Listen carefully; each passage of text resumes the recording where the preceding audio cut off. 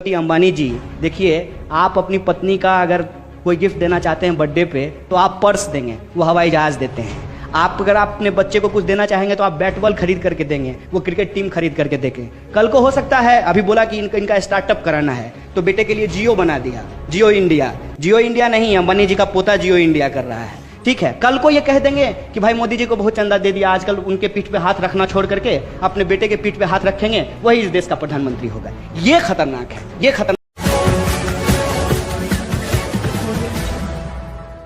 है कैंपस के लिए। ये मुद्दा ज्यादा इंपॉर्टेंट है। और परिवारवाद, वंशवाद, जातवाद, ये जो सवाल है, इस सवाल को आज का यूथ जनरेशन बहुत सीरियसली ले रहा है। और इसका एक सिंपल एग्जांपल है, आप ये देख लीजिए कि मोदी जी, माने ऐसा तो नहीं है कि उनके 10 हाथ हैं, वो कौन सी ऐसी बात थी जिसने फर्स्ट टाइम वोटर को अट्रैक्ट किया। वो बात ये थी कि एक नॉर्मल कार्यकर्ता होने के बावजूद वो आदमी पार्टी के टॉप पोजीशन पे पहुंचा। ये एक पॉजिटिव बात है। इसके अलावा एक और चीज है जो बहुत इंपॉर्टेंट है, वो ये है कि पूरी दुनिया में इस्लामोफोबिया है। किसी भी मुसलमान से ही पूछा जाएगा कि तुम आतंकवादी हो कि नहीं हो, भले ध्रुव सक्सेना जो है वो आईएसआई की जासूसी करने में पकड़ा जाता हो, लेकिन यह सवाल उसे नहीं पूछा जाएगा। तो उसके लिए जरूरी था कि मोदी जी भाषण में बोले विकास की बात। जब गुजरात मॉडल की बात हो तो नॉर्मल लोगों को लगे कि विकास की बात हो रही है। दरअसल गुजरात मॉडल ये था कि माइनॉरिटीज को घेर करके उनके घेटोज में मार दो और पूरे देश को ये एग्जाम्पल दो कि इसी तरीके से तुम मारे जाओगे अगर भाजपा का विरोध करोगे तो। ये जो डर का माहौल है, इस डर के माहौल को कैप्चर करके मोदी जी इस देश के प्रधानमंत्री बन जाते हैं। और जितने भी वादे हैं, जितने भी इशूज हैं, उस पर अगर इस कैंपस में कोई डिबेट खड़ा करना चाहता है तो इमीडिएटली कह दिया जाता है कि यह देशद्रोही है। अगर आप मोदी विरोधी हैं तो आप अपने आप से प्रमाण पत्र ले लीजिए देशद्रोही होने का। क्योंकि देश क्या है, देश बनता कैसे है, देश की परिभाषा कैसे तय होगी, ये आज हमारे लिए इंपॉर्टेंट नहीं है। हमेशा हमको डाइवर्ट किया जाता है। मैं समझता हूं कि देश की परिभाषा कॉन्स्टिट्यूशन से है और इसके प्रियम्बल का पहला लाइन है हम भारत के लोग। तो देश के लिए देश के लोग इंपॉर्टेंट हैं। और देश के लोगों की अगर यदि हम बात करते हैं तो कैंपस के लिए सबसे इंपॉर्टेंट सवाल है कि आज जो हम पब्लिक फंडेड इंस्टीट्यूट में पढ़ रहे हैं, हमारा आने वाला जनरेशन पढ़ेगा कि नहीं पढ़ेगा। जो डीयू के टॉप कॉलेजेस हैं, सेल्फ फाइनेंस मॉडल के आधार पर अगर उसको चलाए जाएंगे तो बिहार से आकर के भैया मैं तो पीएचडी नहीं कर पाऊंगा, हमारी आने वाली जनरेशन भी नहीं कर पाएगी, राहुल सोनपिंपुले भी नहीं कर पाएंगे और कोई जो है नजीब भी नहीं कर पाएगा। दो तरफा मार है, एक पॉलिसीज के लेवल पे और दूसरा फियर साइकोसिस की जो पॉलिसी है उसके लेवल पे कि ठीक है पहुंच तो गए हो किसी तरीके से, तुम्हारी हालत नजीब वाली कर देंगे। ये जो बात आप देखिए रेप थ्रेट में जो बार बार बोली गई गुरमेहर कौर को, क्या कहा गया कि तुमको रोहित वेमुला के पास पहुंचा देंगे। ये जो एक पूरा का पूरा कॉन्स्पिरेसी है, उस कॉन्स्पिरेसी को समझने की जरूरत है। There is a attack on the idea of public university, there is a attack on the constitutional right, there is attack on the democracy itself.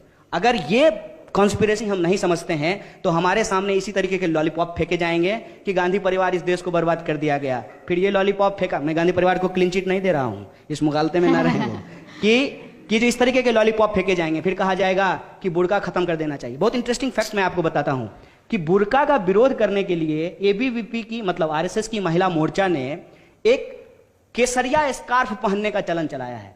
Karnataka के अंदर लोग बुर्का का विरोध करने के लिए केसरिया स्कार्फ पहन करके कॉलेजों में जा रहे हैं। मतलब एक रूढ़िवादी चीज का विरोध करने के लिए आप दूसरे रूढ़िवादी चीज को अपना लीजिए। मतलब भेड़िए से बचने के लिए आप जो है चीते के मांद में जाकर के बैठ जाइए। ये इस तरीके का जो पूरा का पूरा एक नैरेटिव खड़ा किया जा रहा है। फिर 10 बच्चे की बात की जाएगी, लव जिहाद का बात किया जाएगा। वो जो बेफजूल की बात करता है, साक्षी महाराज क्या बोला है कि इस देश में जो पैदा लिया है वो सब हिंदू है, इसीलिए सबको जो है जलाना चाहिए। जलाने के लिए आपके लकड़ी के आपके चाचा देंगे और फिर इकोलॉजी का क्या होगा।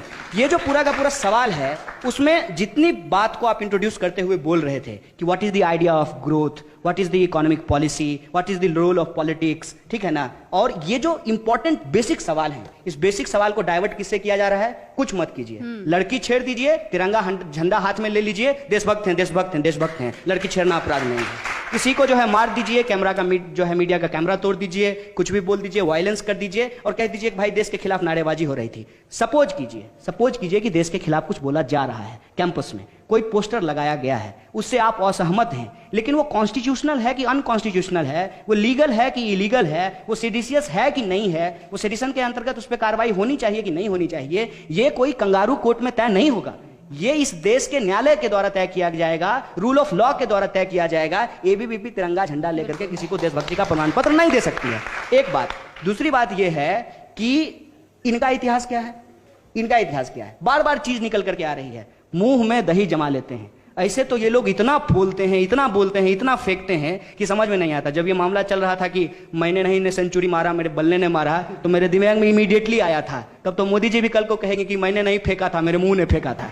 कि ये जो सिचुएशन है, उस सिचुएशन में पूरे के पूरे डिस्कोर्स को जो है डाइवर्ट करने की कोशिश की जा रही है। इनका इतिहास ये, अभी 11 लोग पाकिस्तान की जासूसी के लिए पकड़े गए हैं। इससे पहले आप इतिहास पढ़ लीजिए, अंग्रेजों की जासूसी किया करते थे और बार बार इन्होंने कहा था कि अंग्रेज हमारे दुश्मन नहीं है, हमारे दुश्मन हमारे ही देश के नागरिक हैं।